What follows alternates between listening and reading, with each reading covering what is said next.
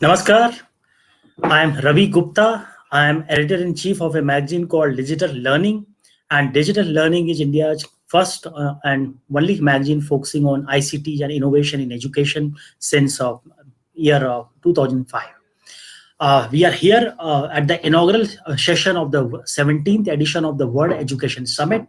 World Education Summit started in 2011, started by Elets, and we had the honor of having Professor Abdul Kalam in our inaugural session of this event, which was held physically, and he was the person who inspired us to organize this mega event. And after that, we have been doing this event year after year across various cities in India and outside India.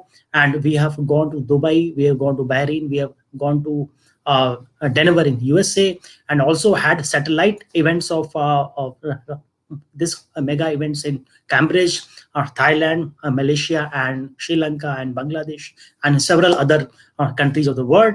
And also, we had organized this summit in Mumbai and Hyderabad, also inside India. So we are here at the 17th edition, and the first time we have gone virtual.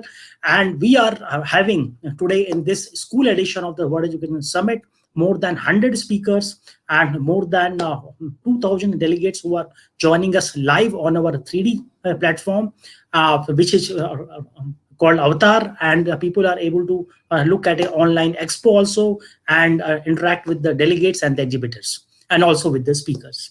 So we are honored to have with us in the inaugural keynote address Shri Manish Kumarji, who is the Chief Executive Officer of National Skill Development Corporation.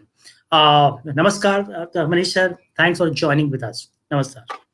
So, very, very important, like, let me contextualize the situation. Like, after the COVID, you can see that our events have gone virtual. We are all going through a once in 100-year transformation, which happens like COVID-19 is impacting us all over, like all the society.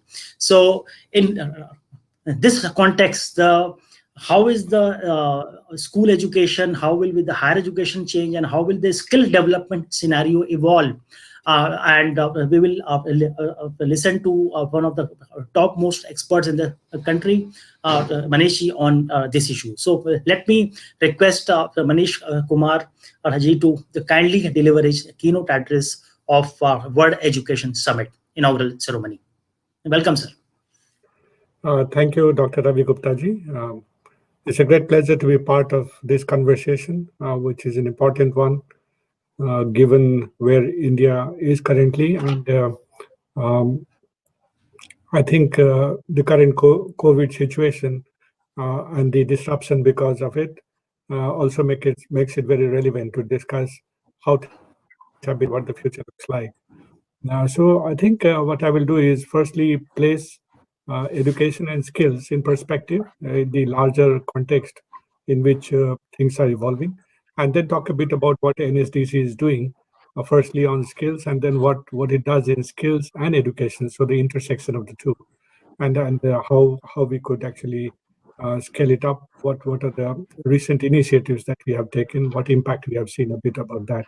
So firstly, speaking about the current trends and the way we should look at both education and skills in the larger context, in the larger context that's evolving, not just within India, but I'm talking globally. If you look at our educational system, it is actually designed for Industry 2.0. Industry 2.0 is like a factory line. If you have seen a car being manufactured, then this starts with a simple chassis at one end, and then gradually things get added, and it moves along the factory line.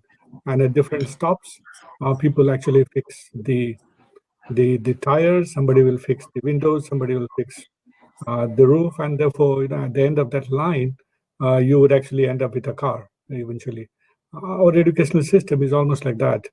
We start with class 1, we go to 2, we go to 3, and then you'll find you go up to 12. So it's almost like what we have adopted as our educational system is basically a reflection of a past time when Industry 2.0 was at its peak, and it served the purpose well. You had the foundational knowledge which you picked up from schools and colleges, and then went on to do a job where you learned more about many of those things. Often some of us who have actually studied in that system would often say that you get the academic knowledge in the schools and colleges and the practical knowledge in offices. That's how we would distinguish the two. Although in reality, practical and theoretical are always intermixed, and theory does not come from vacuum. It actually derives itself from practice. But the distinction between the two was extremely heavy in the manner it was in the past. And people learned on the job and therefore evolved into their jobs, going into different positions. And usually they worked all their life in one organization. That is usually how I think life was. Now comes a life transforming technology. Sometime in 1990s, a life transforming technology in the form of internet and the digital revolution that followed with mobile, with the use of data, with data science, with AI now, cybersecurity becoming important. So you look at the whole paradigm beginning to start changing from 1990s. And usually there are very few life transforming technology in human civilization. This is one of them, and what essentially it implies is that how human beings interact and how it adapts to its environment changes because of this life transforming technology. The earliest ones were, for example, wheel, fire. These were life transforming. When you had wheel, then people began to create chariots, and therefore, movement became easier. So that's in the ancient time. And if you come to the more modern times, then you find this discovery about electromagnetism and various other things led to new ways of how we produce energy, how we transmit messages and all that. So I think there are very few of these, and this is one which has come currently to the human world. And you can easily see, many of us who have lived both sides of it, that how life has got transformed, how even in this pandemic, and there was one in 1819, for example, when people wouldn't have been able to communicate. But even in this pandemic, Mr. Gupta is able to set up an audience of 2,000, and we are able to communicate. This is only going to get better. There is just one-way communication at the moment, and we are at the infancy of internet. Maybe 20 years down the line, the whole technology will be different, and the whole method by which we communicate and distribute information is going to be very, very different. So we are fast evolving, and that's what I was emphasizing. So with this life transforming technology coming in, and I think how we adapt to that in the context of education becomes quite critical. Few things to remember, and I think draw inspiration from, is as this life transforming technology was occurring, we have also found that Indians have excelled at it.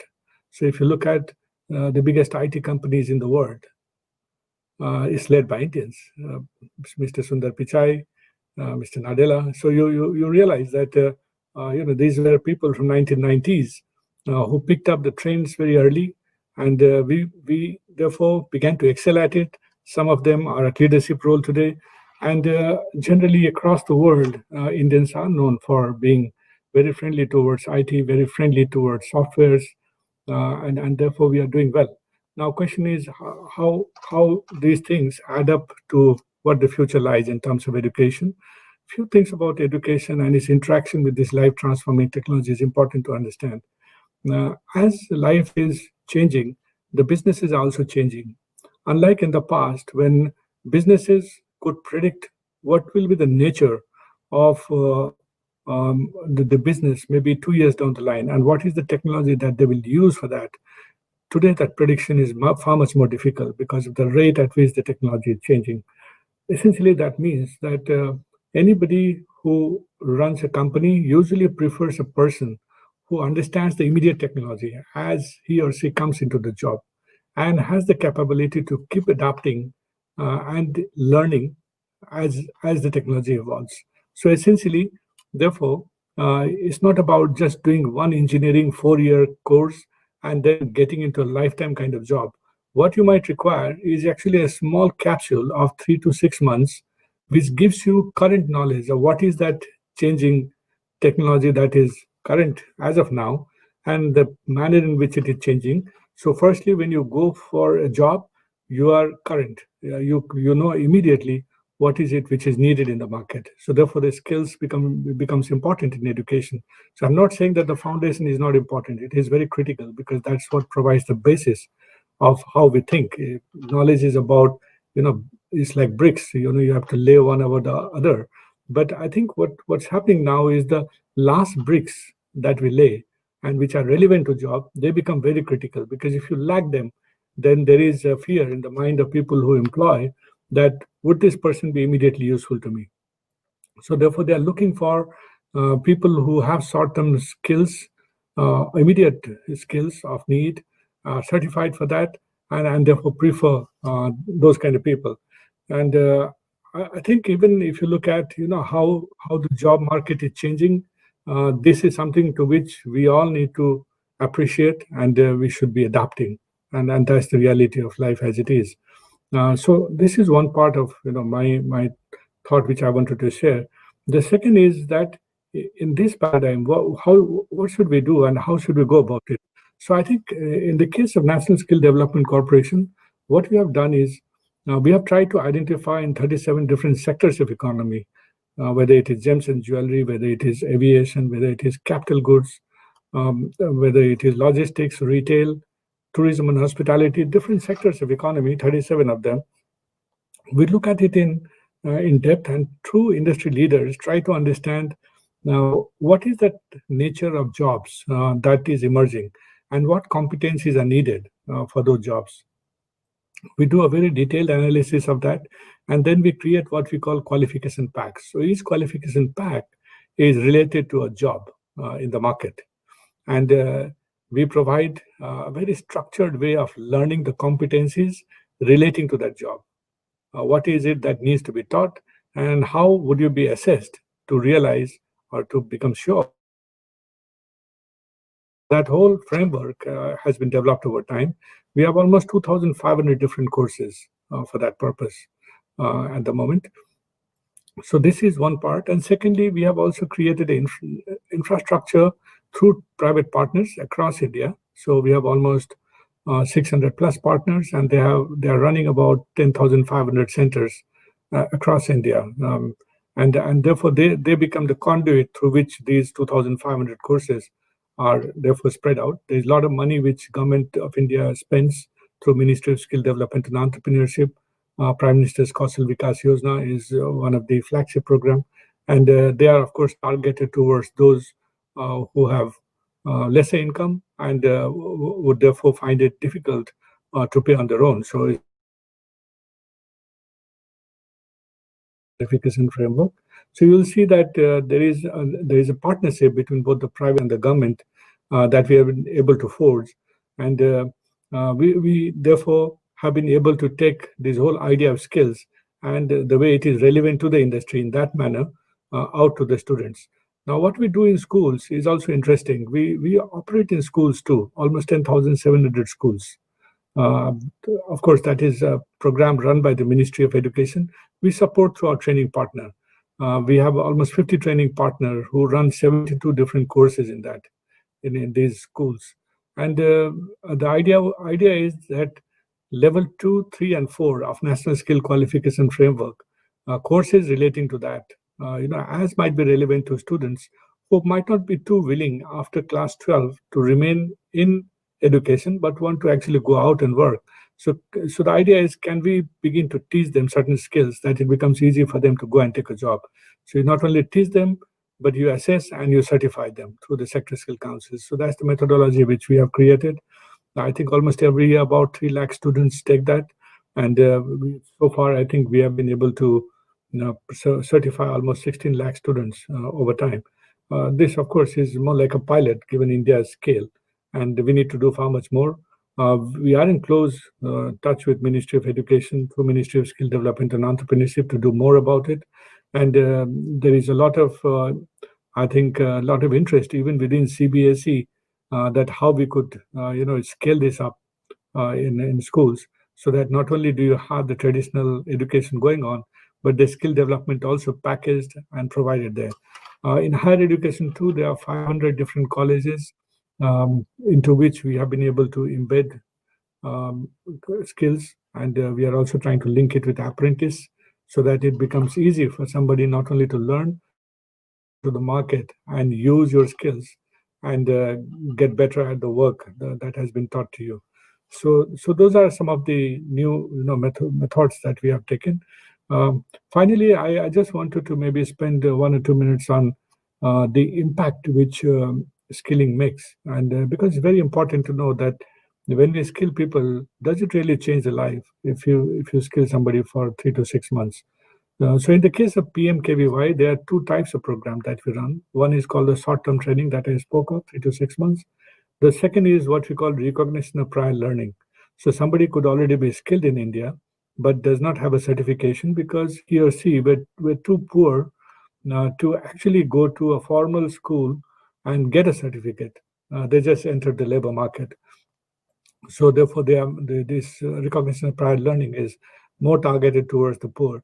When we look at short-term skilling, the one which is 3 to 6 months, what we have realized is that uh, a person who gets trained, a young person who gets trained, and then gets assessed, certified, and is provided a job, compared to him, a person who doesn't get skilled, doesn't get certified, but still gets a job and is of the same cohort, the one who is skilled actually gets 15% more wages. That is what we have found through a randomized sample survey, which is very clear indication that when a person goes skilled into the market, the market seems to respond to that skilling. They seem to appreciate this extra skill that person brings, and therefore pays 15% more wages.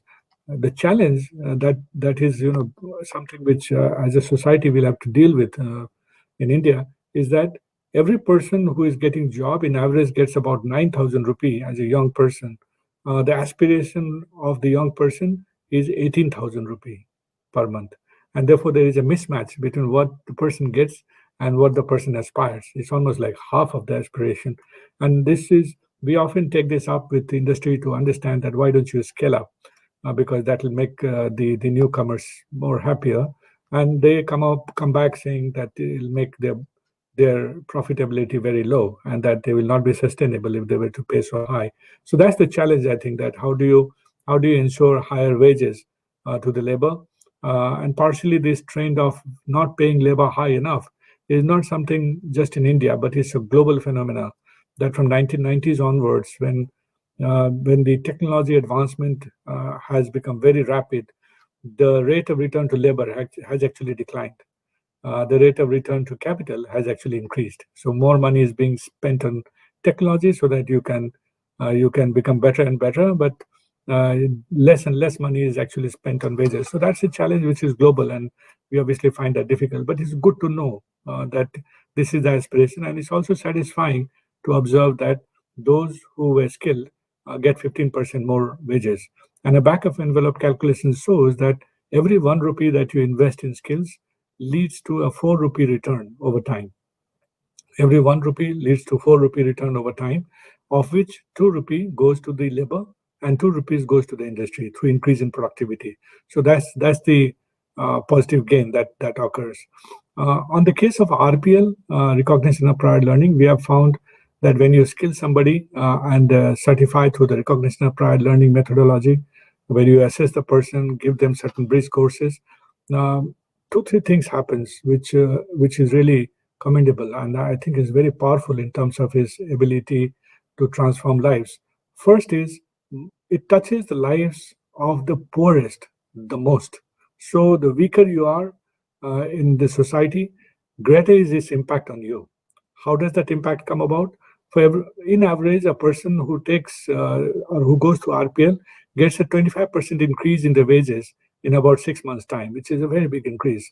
But there are two things which additionally happens. First thing is many of these people who never knew what is the value add that they make to society, they get greatly enthused when they realize how how they are adding to the GDP of the country. So it provides a meaning to their life. So, for example, if somebody is making carpets for any of the company, they're doing a small part of it.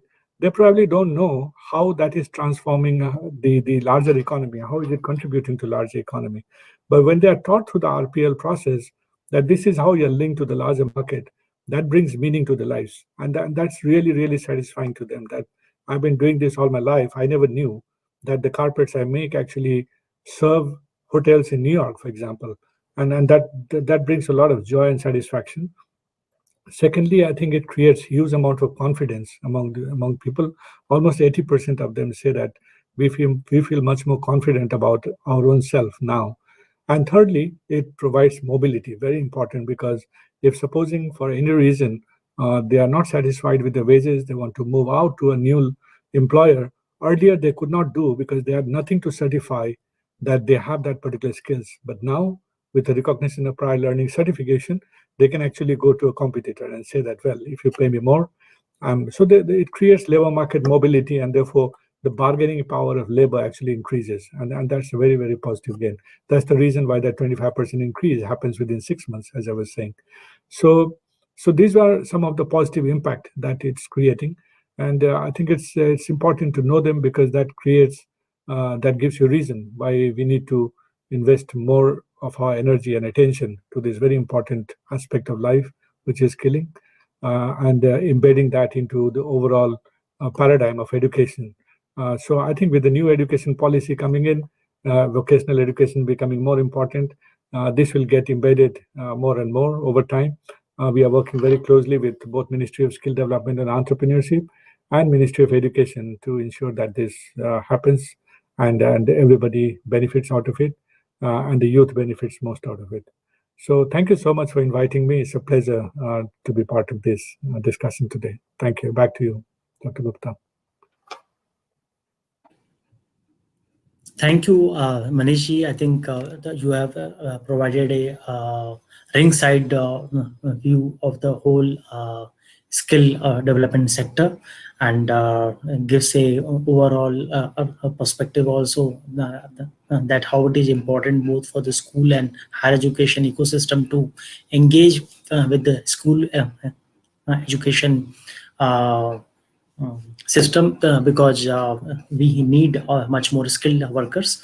Just to request you to elaborate more on the school education part of NSDC, and how you are focusing, and how the new education policy is giving importance on the vocational education. That will be of interest to our audience. Manish. You are on mute. Yeah, so in the current systems, as it is, the state governments actually takes initiative for skills in schools, and they work closely with us for identifying training partners who are our partners. They could actually both create infrastructure, bring trainers, and use the methodology that we have evolved over time to skill children. And as I mentioned, there are 72 different trades on which it is done. And these trades have been identified in close consultation with the schools, and varies from place to place. We work in about 27 different states, so each will vary. The schools where it should be there is decided by the state governments, not so much by us. The payment also happens through the state government directly to the training partner. Our job is more to provide the technical know-how and to ensure a proper selection of the training partner who can do it. We also take up innovative things.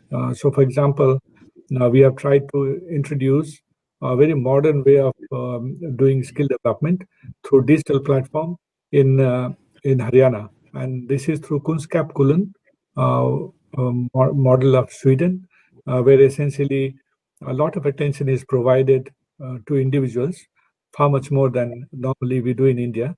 And the idea is that uh, there would be a online platform, and there would also be somebody who pays individual attention to, let's say, 2 or 3 students, so that as they are learning and evolving, then the very specialized guidance is provided to them to ensure that they really build up skills in a much higher level.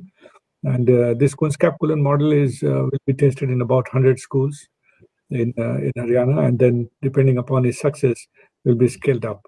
Kedman and Manav Rasne University are the ones who are actually providing a lot of support for this initiative. So that's another piece of it. And the idea is that all the learning that we have now, including our own learnings through eSkill India platform that we have, we will be trying to see if schools could you make use of it.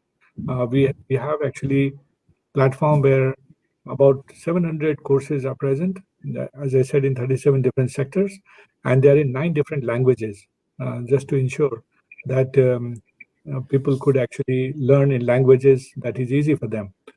So therefore, the idea is that more of these things become popular within schools. I guess we are in currently difficult situation where the outreach capacity is limited to what we are doing at the moment, the online platforms. But I think the need for blended learning will become more critical in future.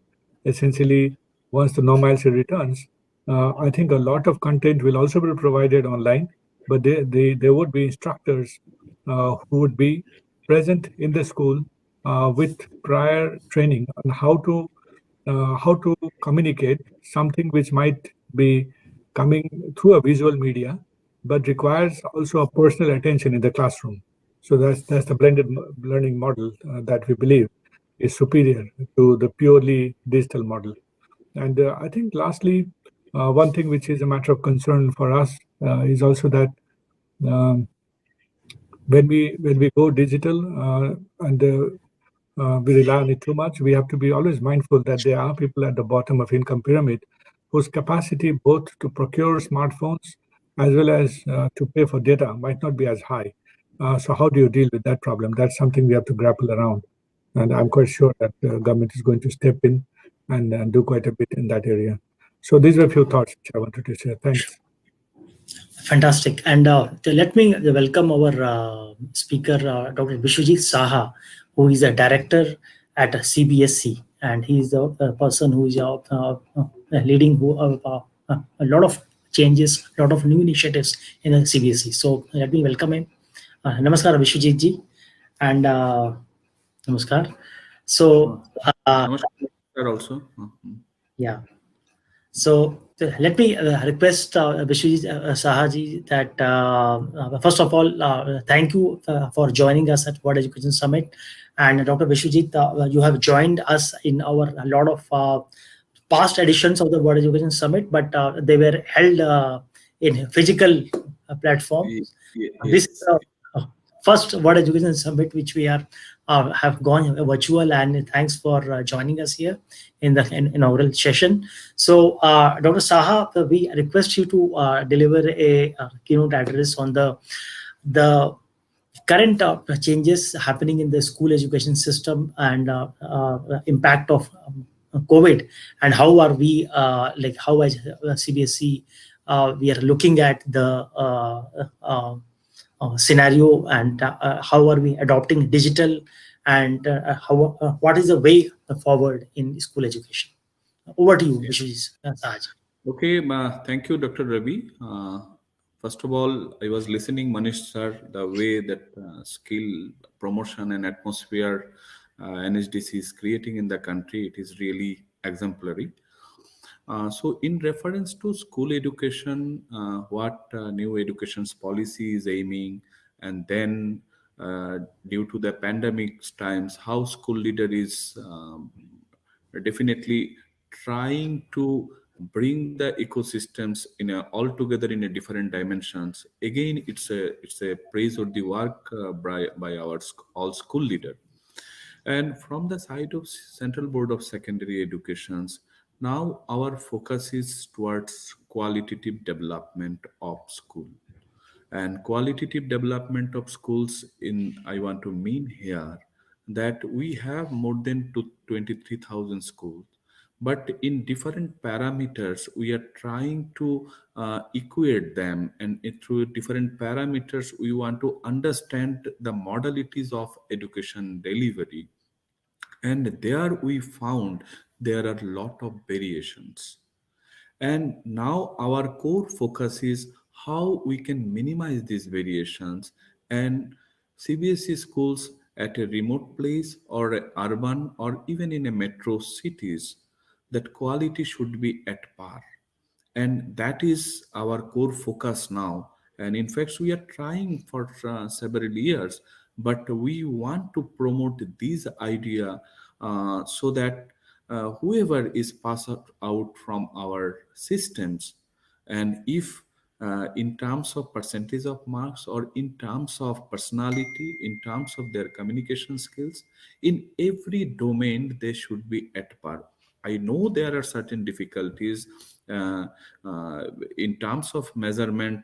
We may not so accurate in all those yardsticks, but definitely with the help of school leader, with the help of school teachers, and with the help of parents community, and I think there is a way out.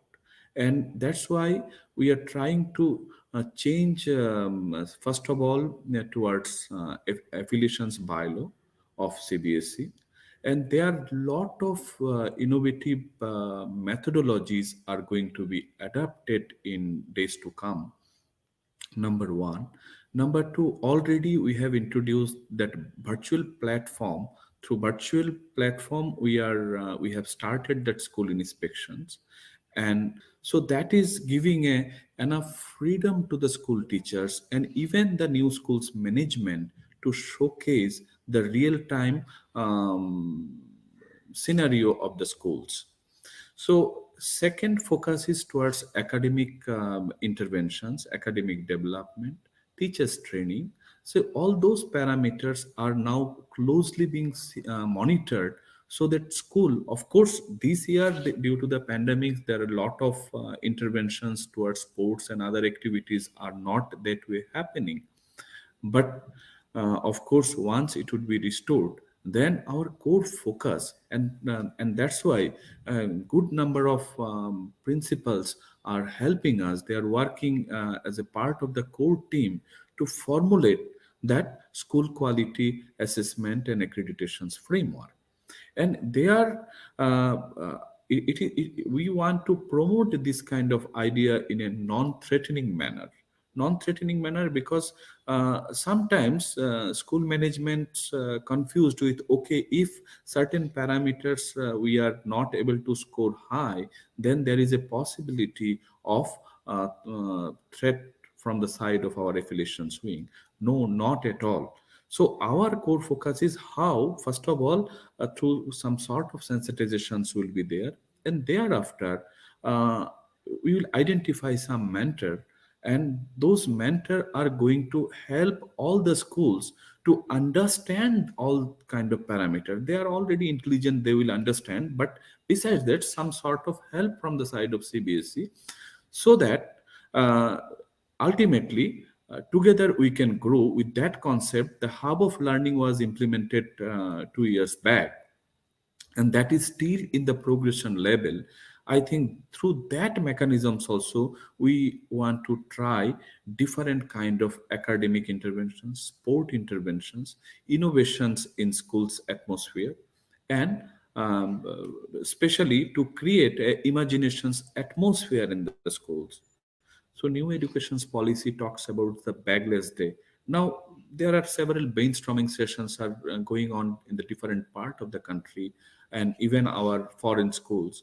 So how to utilize that? So we want effective suggestions from you, from the school leader, from the community thought leader, so that, and even from the side of the student. So one way, certain prescribed things we can definitely give, formulate, but ultimately for effective implementation, and school leader, school management, state government, all together we need to work upon. The second agenda towards qualitative development, what we are aiming to implement, it's key stage assessment, because usually it has been seen that board interventions comes towards assessment only at class 10th and class 12, and that too also we prescribe that the similar analogy should be followed for class 9 and 11, and that effectively schools are following. But for classes 1 to 8, our intervention is very minimum. So now, to understand the quality, to understand the child's performance, and also motivate them towards competency based assessment, board is planning for key stage assessment at 3, 5, and 8. And it would be voluntary in nature, and all schools on their own, they are supposed to conduct this assessment, and it would be a school based performance indicator. It is not going to affect individual, or not going to decide how that individual student will be pass or failed based on that assessment or not. Not exactly. From our side, it would be always no. It is only to understand how the class 3 students are performing, so that that too also basic understanding of their class 1 and 2, whether class 5 students are going to understand the basic concept of 3, 4 or not, that we want to understand. Similarly for class 8, all the below classes concepts are clear to them or not, that also we want to understand. So that understanding from our side, through some research analogy, can be given to a school, so that school understand where are the lacuna, and accordingly they can definitely look into and they can formulate the policy for improvement. And each and every individual child is important in the systems, whether it is from the CWSN or from the EWS or from different category. So our aim is how a holistic growth will be there for the schools, and again in a non-threatening way we are going to help the schools handle the schools, and the neighboring schools are going to handle the other schools. So that concept of hub and spoke model would be geared up at another level, so that total cohesion and total communications gaps can be reduced, and the competitions should be there in terms of qualitative growth, not financials and other terms. So here, my humble request: how all the school leader, university, industry, and different ministry, we can work together for total qualitative growth in schools, where child should be our primary focus. I think through that way we all can give a self-reliant individuals to higher education, to industry, and also help them to become a global citizen, because the employment issues or entrepreneurial issues is a critically need to be analyzed. Different survey reports are giving different kind of dynamic. So it is high time that for K-12 sector, how technological interventions would be there. And of course, pandemic times, it gives a huge confidence to the school leader to invest on digital technology, and that is going to give a huge dividend in future also, because this is not a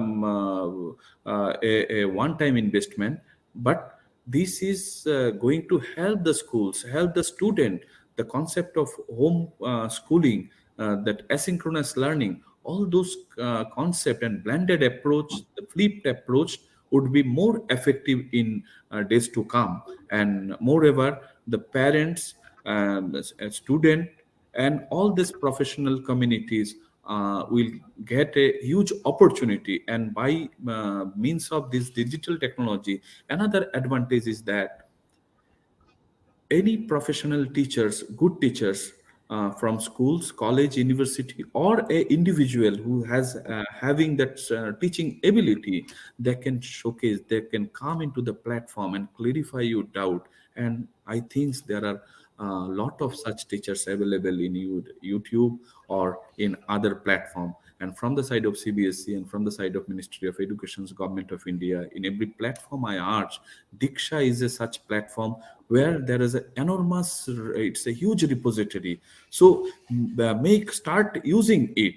And secondly, even for the teachers capability development also, we are coming in a very big way, and definitely we are going to utilize the digital platform only, so that teachers at their leisure time take up any kind of course, so whether it is MOOC or competency based education or experiential learning or subject specific enrichment program. So all those things are already available, and by another 6 months we are going to load with another huge number. So be ready and must use all the digital technology platform of Government of India, and of course from the other party also, who are very much qualitatively conscious about their content.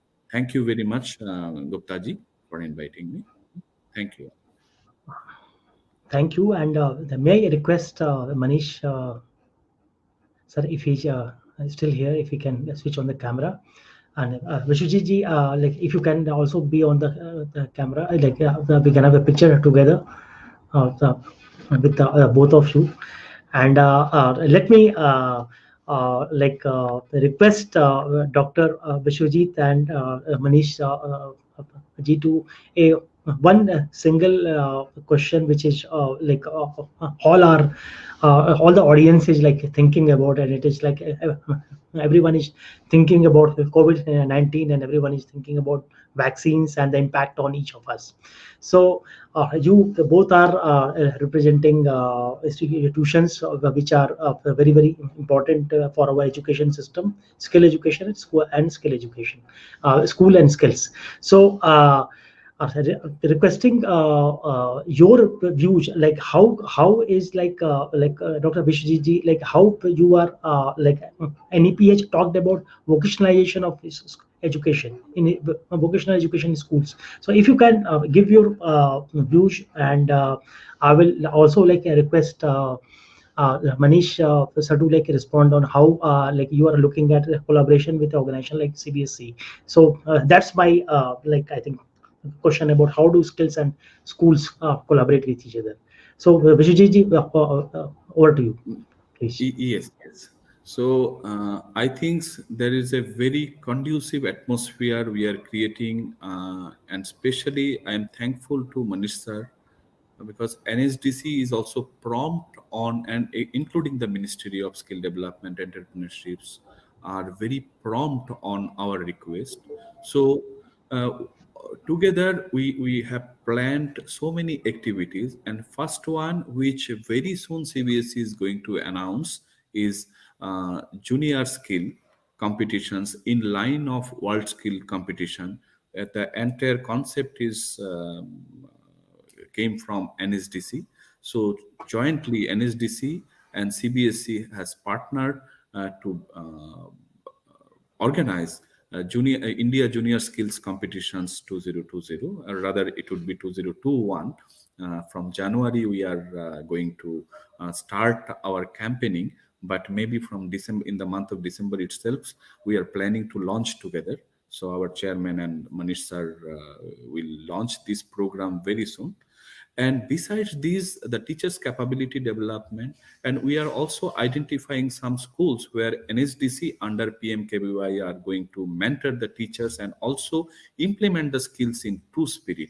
So these are two immediate activity, and in long run there are huge activities under NSQF, especially teachers training, and in terms of PMKVY and other short-term skill development projects we are aiming. So now my request to the school leader is, the second half of the schools beyond 2 p.m., the entire infrastructure is idle. So how our CBSE schools can becomes a lifelong learning center, both in terms of skill, adult literacy, community service, sports activities. So these things we need to work together, and there NSDC is ready to help in a very big way. So let us take that advantage and make use of it, so that unlike all developed nation, this country also think of creating a continuous learning environment in school ecosystems. Thank you. That's we are aiming at this point of time.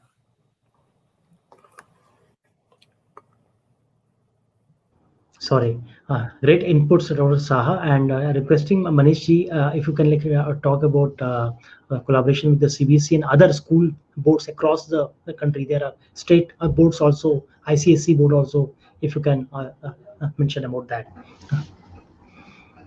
Firstly, I think I must deeply appreciate the leadership within Ministry of Education in general on their embracing of skills as something which needs to be adapted and embedded into the current education system. And I think one of the areas where it's moving fastest is CBSE, and we will obviously be taking up with others also, and in communication with the colleges, the schools. And in the past too, there has been interest, but I think the interest that we see now is far much more deeper. And CBSE obviously is, extremely aggressive and very, very deep. There was a discussion about this Junior World Skill Competition. The idea behind that is to socialize this idea of skilling to the students, because skilling is not seen as aspirational. People often think skilling is like, okay, I didn't do very well in my education, that's why I'm getting skilled. But as I had explained, it's not about you doing well or not doing well. You, regardless of how well you do, skills would become necessary. That's how the world is evolving. And it may be that somebody will get skilled as, let's say, cybersecurity expert. The other could get skilled as a sales associate, and both of them are skills in their own ways. The level of sophistication may vary. That's true. So therefore, I think skilling is coming and going to stay. That I think has been deeply appreciated within the Ministry of Education, and CBSE is taking the lead. From our side, I think the way we would like to partner is with full realization that India is both country and a continent. We are 1.3 billion people, which is equal to the population of the entire African subcontinent, which has 40 countries. And within us, there are so many languages. And if you look at the socioeconomic profile, to give you a bit of that understanding, if I look at the labor force in India, anybody who earns 26,000 rupee or less is actually the bottom 25% of India. The 25% to 50 percentile earn between 26,000 and 37,000 rupee per month. Anybody who earns between 37,000 to 57,000 rupee per month is within the 50th percentile to the 75th percentile. Anybody who earns above 57,000 is obviously like the top 25% of India's income. Anybody who earns more than 88,000 rupee per month is actually top 10% of India's income profile. So I'm putting this out because it gives you a sense of how you might have to approach Tripura when it came to, let's say, the district of Dhalai, which is one of the poorest in the country.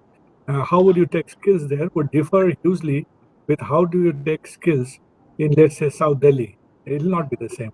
So the whole approach, and will have to be differentiated. Good thing is that we have the capacity for both. We have divided the country into about 100 different economic clusters. A cluster consists of 5 or 6 districts and have the same socio-economic profile in a way. And therefore, we are able to predict what are the 5-7 top economic activity which is relevant for that cluster. So therefore, when we partner with schools, we would like in that cluster, the schools take up those kind of activity which are relevant to that cluster, because then they can see an immediate result out of it.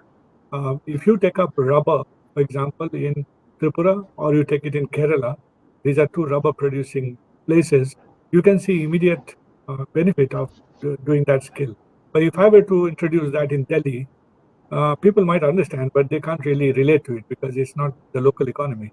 So I think we will basically try to tie up this whole thing with the demand-driven approach of the economy in that respective area. And that's where the private sector comes in quite hugely. We also have, for your information, a very interesting portal called SEAM portal that we started on 10th of July, which is a directory of skilled people. So everybody whom we skill, we push into that, the names. But at the back end is an interesting algorithm that runs where private sector posts their jobs in various sectors. Could be security, could be logistics, could be retail, could be tourism and hospitality, could be healthcare. They push their data into it in terms of demand, and the artificial intelligence based algorithm matches the people who are skilled and are looking for employment with the jobs. And the idea is to provide a job which is nearest to your home, so that the migration that we saw because of pandemic, that can be minimized. And even otherwise, the stress that comes with migration, that can be minimized. We have noticed that longer distance people migrate, they can be in more difficult condition unless the wages were high enough. So therefore, and between July 10th and today, we have been able to provide 9 lakh job offers using this platform in the private sector.